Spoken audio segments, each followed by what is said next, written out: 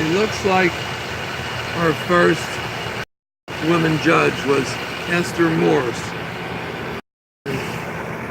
That was in Wyoming years ago.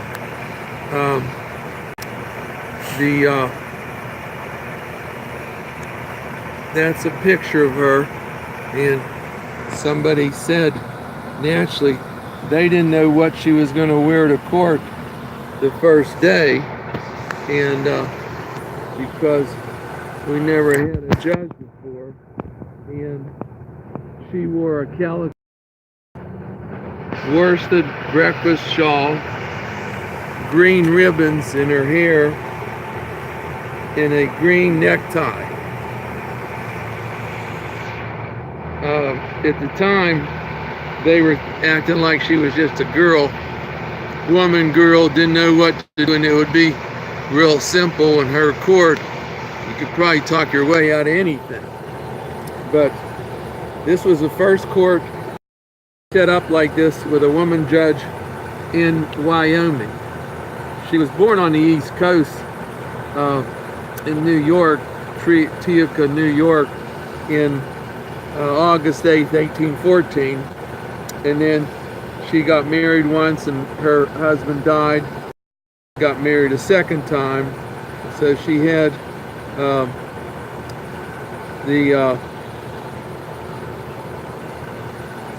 she had twins, and then she had another son. And then somehow she got something in her head. She had to go to Wyoming where there was a gold rush. And this was in around 1869. The reason I'm talking about her because she's one of the people that the Times, New York Times, missed when it was set up at 1851. It completely missed her writing about her, and now the Times is writing this article about her, which is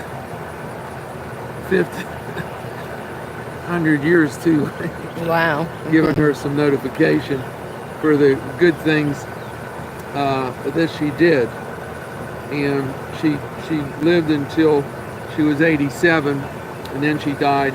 And there was never any mention of her in the books or anything. Like Jeanette Rankin, she was the first female member of Congress, or Sandra Day O'Connor, the first female Supreme Court justice. But supposedly they were given some of the things that she performed on the bench, and that's why they were appointed. But she was never mentioned, but she was on the bench, and supposedly she was a real good judge. And now Wyoming has not forgotten her, because in 1963 the statue of Mother Morris was erected in front of the state capitol in Cheyenne. 3 years after she had contributed to the National Statuary Hall at the Capitol in Washington, where each state is allowed to place 2 statues, and she's one of them. The thing about was interesting, when they put up the statue, she had men all around her, and this was the same thing when she was appointed judge in Wyoming. Wow. All men. There were no women judges. Why? Because she was the first one. And you can tell by looking at her, she's a nice looking woman, but I don't know. I don't think I'd want to go before. I think she could be mean, real mean. But she's the one that started the women's right to become judges, and it all happened in Wyoming, which is a long way off from New York, where she was born. But the historians say that she had a large role in women's suffrage movement in Wyoming's early days. She's the first woman to to hold the position of Justice of the Peace. She was appointed in 1870, and she was 55 years old at the time. And she had been living in Wyoming for less than a year. And this city where she lived, mainly, it had a lot of fighting going on. It had 2 breweries, a dozen saloons, and several brothels. But I mean, that's what you figure was going on in Wyoming in 1870. Now it's 2018, but it said when she was there, she proved to be a competent and efficient public servant. She tried about 30 civil cases.